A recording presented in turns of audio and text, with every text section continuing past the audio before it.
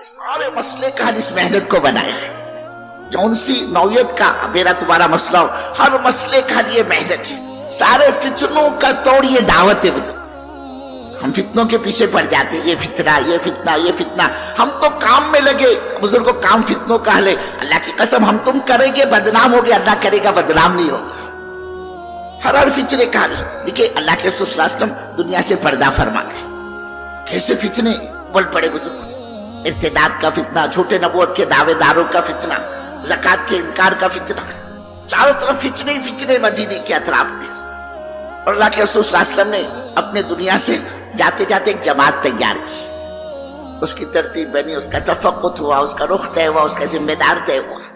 اور حضرت اسامہ رضی اللہ تعالیٰ عنہ کو اللہ کے رسول صلی اللہ علیہ وسلم نے جماعت کا ذمہ دار مقرر کیا، امیر مقرر کیا.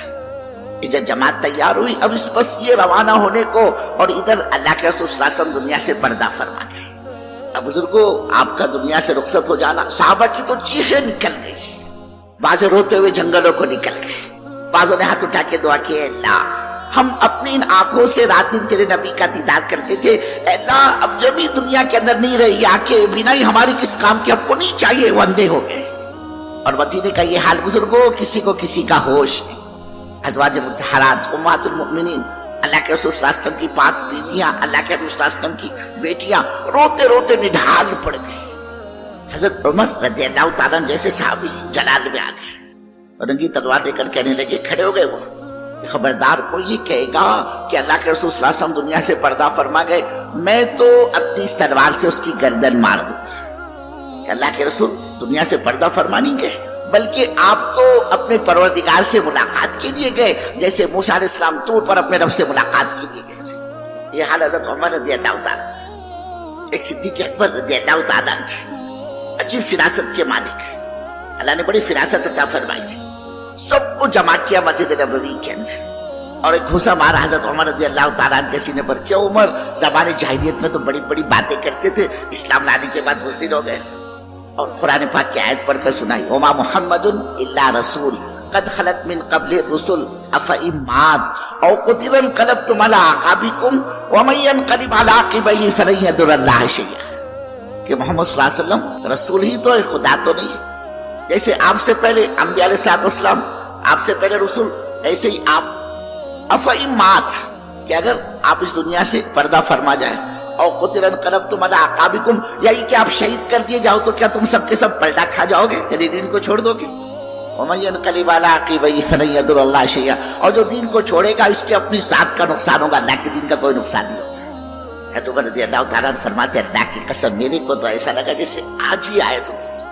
یہ سمجھ میں آ گیا کہ واقعی اب اللہ کے رسول صلی اللہ علیہ وسلم دنیا میں نہیں ہے. سب سے اہم اس وقت جو مسئلہ آیا ان کے سامنے، اب یہ حضرت اسامہ رضی اللہ تعالیٰ عنہ کی جماعت کے روانہ کرنے کا مسئلہ ہے. کیا کیا جائے؟ بزرگوں اکثر بڑے بڑے جلیل القدر صحابہ کی اس وقت میں یہ رائے تھی کہ اس جماعت کا بھیجنا اس وقت میں ہماری سمجھ میں نہیں آتا. مدینے کے حالات ٹھیک نہیں ہیں، مدینے کے اطراف سے حملے کی خبریں، ارتداد کی خبریں، زکوٰۃ کے دینے سے انکار کی خبریں، جھوٹے نبوت کے دعوے دار کی خبریں مسلسل آ رہی ہیں. اور اس حال میں اگر یہ مدینہ یوں خالی ہو گئے، جماعت روانہ ہو گئی، تو مدینے کا کیا بنے گا؟ مدینے کی عورتوں اور بچوں کی حفاظت کون کرے گا؟ کیونکہ ہمیں تو نگرانی بھی کرنی ہے، حفاظت بھی کرنی ہے مدینے کی. اگر اس طرح نکل گیا یہ معاملہ تو مدینے کی عورتوں اور بچوں کا کیا بنے گا؟ اس کو سامنے رکھ کر بڑے بڑے جلیل القدر صحابہ کی رائے تھی کہ اس وقت اس جماعت کا روانہ کرنا ہماری سمجھ میں نہیں آتا، اب اس کو ملتوی کرو. بعضوں نے کہا امیر بدل دو، حضرت اسامہ رضی اللہ تعالیٰ عنہ کی جگہ کسی اور کو لگاؤ. ایک صدیق اکبر ہی تھے رضی اللہ تعالیٰ عنہ، انہوں نے فرمایا کہ جس جماعت کی روانگی اللہ کے رسول صلی اللہ علیہ وسلم نے اپنی حیات طیبہ میں طے فرما رکھی ہو، یہ ابو بکر کون ہوتا ہے اس کو روکنے والا؟ اور جس جماعت کا ذمہ دار اللہ کے رسول صلی اللہ علیہ وسلم نے اپنے حیات طیبہ میں حضرت اسامہ رضی اللہ تعالیٰ عنہ کو طے فرمایا ہو، یہ ابو بکر ان کو بدلنے والا ہوتا کون ہے؟ یہ جماعت تو ہر حال میں روانہ ہوگی. پھر چاہے تمہارے کہنے کے مطابق جب یہ جماعت روانہ ہو جائے، مدینہ مردوں سے خالی ہو جائے اور ہو جائے مدینے پر حملہ جیسے تم کہہ رہے ہو، یہاں تک کہ مدینے کی عورتوں اور بچوں کو بھی شہید کر دیا جائے. اللہ کے رسول صلی اللہ علیہ وسلم کی ازواج مطہرات आपकी पाक बीवियों को भी शहीद कर दिया जाए, आपकी बेटियों को भी शहीद कर दिया जाए, मुझ अमीरुल मोमिनीन को भी शहीद कर दिया जाए, और हमारी लाशों का मदीने में कोई उठाने वाला दफन करने वाला ना हो, यहाँ तक कि जंगल के कुत्ते और भेड़िए हमारी लाशों को मदीने की गलियों में घसीट रहे हो, मैं इसको तो बर्दाश्त कर सकता हूँ। लेकिन फरमाया ऐन उसुद्दीन वाला हय्युन, अल्लाह का दिन मिट रहा हो और ये अबू बकर जिंदा रहे, अबू बकर की जिंदगी किस काम। आपने जमात रवाना की। बुजुर्गों, हमको आपको पता नहीं चलता, अल्लाह की कसम, अल्लाह ने इस चलत फिरत पर कितने फितनों को दफन कर देता है। ये जमातों की नकलो हरकत, ये पैदल जमातें, हमारे मौलाना रहमतुल्लाह अलैह फरमाते थे, बस्तियों से जमातों को गुजरना भी अल्लाह के यहाँ खैर के दरवाजे खुलवाता है। पता नहीं चलता अल्लाह कितने फितनों को दफन कर देता है इनके कदमों के तले। अब जब ये जमात रवाना हुई बुजुर्गों, अल्लाह का करना, मदीना तो बिल्कुल खाली हो गया मर्दों से, चंद माजूरी और औरतें और बच्चे। अब जब ये जमात रवाना हुई बुजुर्गों, मदीने के बाहर निकली, जहाँ पर इर्तिदाद की हवा चली थी, नए नए मुसलमान जो मुर्तद हो चुके थे, उन्होंने देखा वो इतनी बड़ी तादाद इस वक्त यहाँ पर है, तो जाने मदीने में और हमारे भाई कितने होगी। इनकी हिम्मतें मजबूत होती चली गई कि हमें घबराने की, डरने की क्या जरूरत है। बस इस जमात को देखकर वो कलमा पढ़कर दोबारा इस्लाम में दाखिल हो गए। अल्लाह ने यहाँ फितने को खत्म किया।